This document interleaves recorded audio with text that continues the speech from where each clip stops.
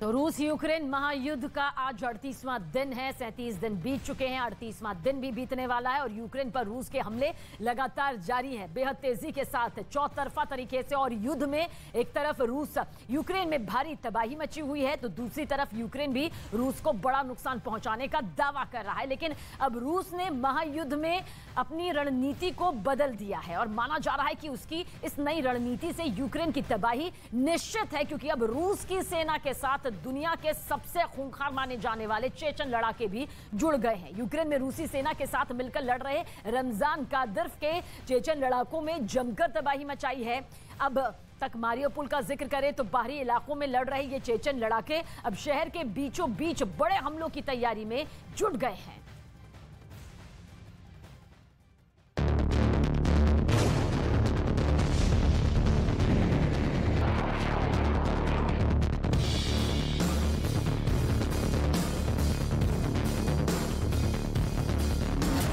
Mariupol शहर में Chechen लड़ाकों का कहर, हमलों से खंडहर में तब्दील हुआ शहर के बीच रॉकेट लॉन्चर से हमले।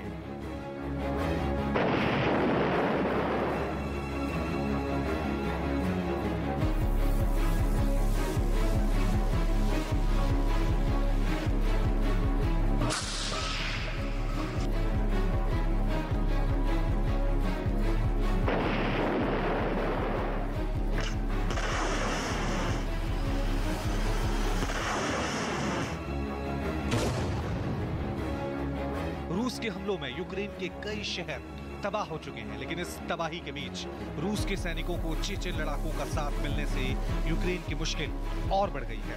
अब तक तो ये चेचन लड़ाके शहर के बाहर रहकर हमलों में जुटे हुए थे, लेकिन अब ये मारियोपोल शहर के अंदर घुसने में कामयाब हो गए हैं और रूस की सेना के साथ मिलकर इन लड़ाकों ने भीषण तबाही मचा दी है। शहर के बीचों बीच रॉकेट से हमले, हमलों से बर्बाद हुआ मारियोपोल शहर।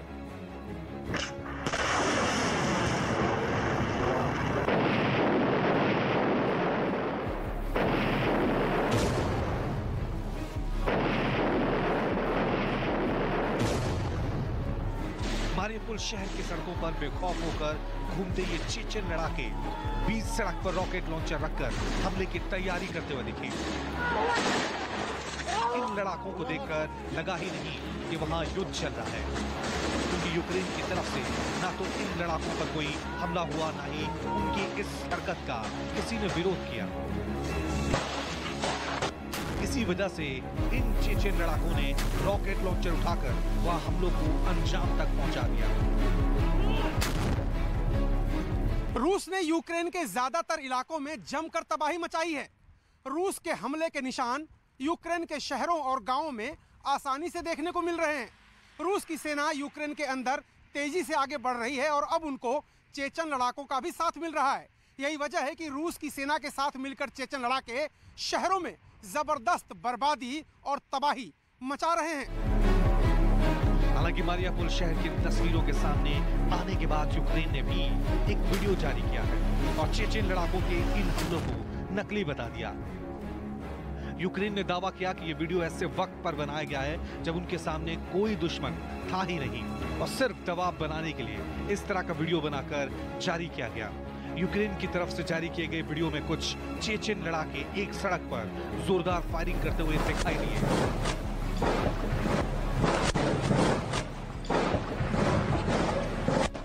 यूक्रेन की तरफ से दावा किया गया कि दिखावे के लिए की गई चेचन लड़ाकों की इस फायरिंग में ना तो किसी की जान गई और ना ही कोई घायल हुआ। जबरदस्त धमाकों के बीच रूस और यूक्रेन दोनों एक दूसरे पर दबाव बनाने की रणनीति पर भी काम कर रहे हैं। यही वजह है कि कभी रूस तो कभी यूक्रेन वीडियो जारी कर एक दूसरे पर गंभीर आरोप भी लगा रहे हैं। हालांकि इसी शहर से सामने आए एक और वीडियो में वहां हमलों के बाद की तस्वीरें दिखाई दी, जिसमें साफ दिखा कि चेचन लड़ाकों की हमलों से शहर में जबरदस्त बर्बादी हुई है। इन हमलों की वजह से कई मकानों को नुकसान पहुंचा, जबकि कई इमारतों में आग भी लग गई। बताया गया कि इन हमलों में कई लोग बुरी तरह से घायल भी हो गए।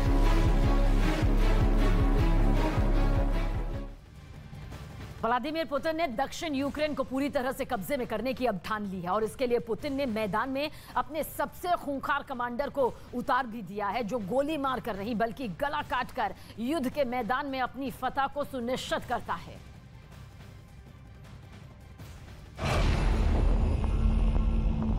यूक्रेन के खिलाफ युद्ध में पुतिन का राइट है।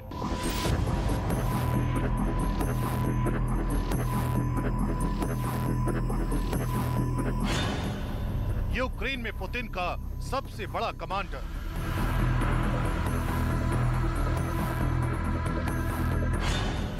उसके लड़ने का तरीका बिल्कुल अलग है।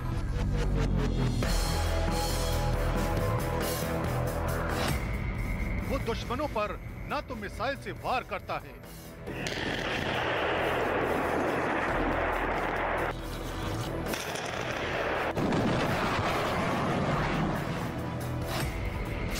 न ही दुश्मनों के टैंक को गोले से निशाना बनाता है।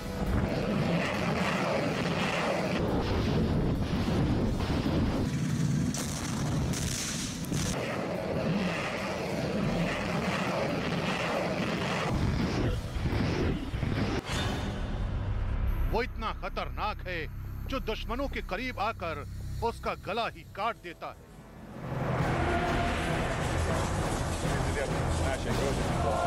Мудрый, сильный, волевой политик, но зачем нам мир без России? Зачем нам? नाम रमजान कादिरोव, रूस के चेचन्या का प्रमुख,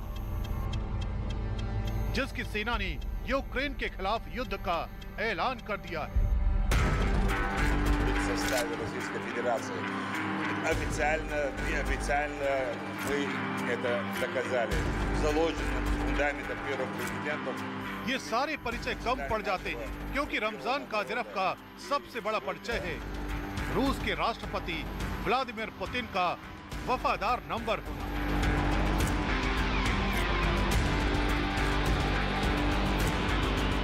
क्योंकि पुतिन का ये वफादार उनके लिए जान भी दे सकता है और किसी की जान ले भी सकता है। पुतिन की कही एक एक बात उसके लिए पत्थर की लकीर होती है।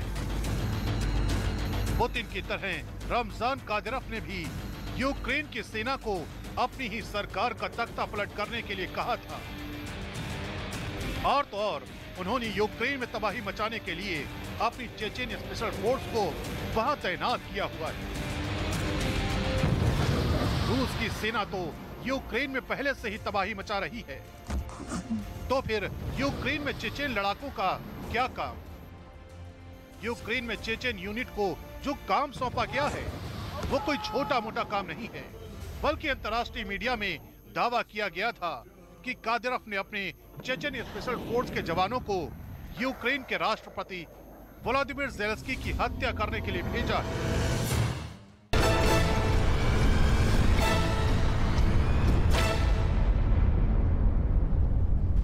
और सीधा रुख करेंगे इस वक्त की सबसे बड़ी खबर की तरफ। श्रीलंका में आपातकाल के ऐलान के बाद अब कर्फ्यू लगा दिया गया। श्रीलंका सरकार ने शाम 6 बजे से 4 अप्रैल सुबह 6 बजे तक ये कर्फ्यू लगा दिया है।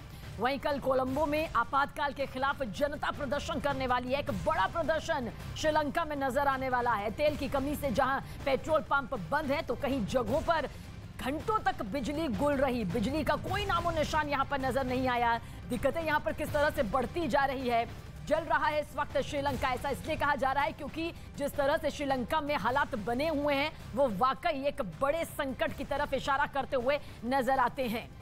और हमारी सहयोगी जसप्रीत इस वक्त खुद ग्राउंड जीरो पर मौजूद है। जसप्रीत, आप इस वक्त श्रीलंका के कोलंबो में मौजूद है। हर एक तस्वीर आप वहां से हमारे दर्शकों तक पहुंचा रही है। क्या हालात बने हुए हैं और कल कितनी बड़ी तस्वीर यहां पर सामने नजर आ सकती है?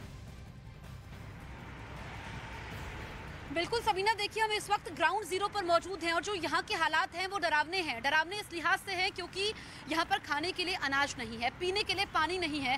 हम सुबह यहाँ पर पहुँचे हैं श्रीलंका की राजधानी कोलंबो में और आप देखिए कि 6 बजे से कर्फ्यू का ऐलान तो किया गया है। यहाँ पर पुलिस की मौजूदगी है जो लोगों को हटा रही है, लेकिन इस वक्त अगर हम ताज़ा स्थिति की बात करें तो 13 घंटे का पावर कट है। हम होटल में थे तब वहाँ पर बिजली नहीं थी, पंखे काम नहीं कर रहे थे, एसी काम नहीं कर रहे थे। आप देखिए यहाँ पर लोग हैं जिनको ज़रूरी काम है वो ही निकल रहे हैं, बाकी लोग यहाँ पर पहुंच रहे हैं जरूरी सामान लेने के लिए, लेकिन मायूस होकर लौटना पड़ा है। हम एक सुपर स्टोर से यहाँ पर आए थे, सुपरमार्केट से, वहाँ पर मिल्क नहीं था और लोगों को काफ़ी ज़्यादा परेशानी हुई। हालांकि जगह जगह पर यहाँ पर पुलिस की मौजूदगी है, ऐसे में हमें कवरेज करने से रोक भी रही है। लेकिन कल विरोध प्रदर्शन होने वाला है, ये सबसे बड़ा विरोध प्रदर्शन है। मैं कुछ लोगों से भी बातचीत करेंगी जो बताएंगे कि इस वक्त क्या हालात हैं और कैसे रेट्स तेजी से बढ़े हैं। लोगों की बेबसी साफ नजर आ रही है। What is the situation here? Situation means we are doing a restaurant here. The prices are gone up, and we are not writing the price board. We have erased and just filled it separate. आपने बोला कि price बढ़ चुके हैं, ये बता रहे हैं। How the prices have increased? मतलब which percentage? It has gone up for 50%. Every day it is going up. Every day 50% hike. Yeah. Every day it is going up. तो सबीना आप देखिए, ये बता रहे हैं, ये रेस्टोरेंट चलाते हैं, ये बता रहे हैं कि हर दिन 50% प्राइस जो है अप जा रहे हैं। तो आप समझ सकते हैं कि इस वक्त हम लोग ग्राउंड जीरो पर मौजूद हैं। ताज़ा हालात क्या हैं, क्योंकि हम अगर खाना खाने गए, जो डोसा यहाँ पर पहले 100 रुपए का मिलता था, उसके लिए हमने 500 रुपए दिए हैं। और ये बोल रहे हैं कि जिस तरह की स्थितियां बनी हुई हैं, क्योंकि श्रीलंका में आज़ादी के बाद बिल्कुल जसप्रीत, आपके पीछे कुछ और लोग भी हमें नजर आ रहे हैं। हम चाहेंगे कि उनसे भी अगर कुछ बातचीत यहाँ पर हो पाए कि क्या उनको लग रहा है ये जो संकट इस वक्त सामने आया है किस तरह से उनकी मुसीबतों को और बढ़ाता हुआ यहाँ पर नजर आएगा। बिल्कुल सबीना, एक बार आप अपना सवाल फिर से दोहराइए। हम चाहेंगे जसप्रीत, कुछ और लोग वहां पर मौजूद हैं जिनसे आप बातचीत करके क्या ये पता लगा सकती हैं कि क्या उन्हें लग रहा है कि ये संकट कितना ज्यादा गहरा रहा है, क्या उन्हें लगता है कि आने वाले दिनों में सुलझ पाएगा इतनी आसानी से।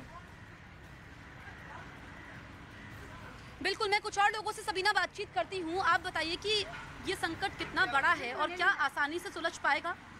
क्या ये संकट सुलझ पाएगा आसानी से? अभी क्या क्या पूछा नहीं।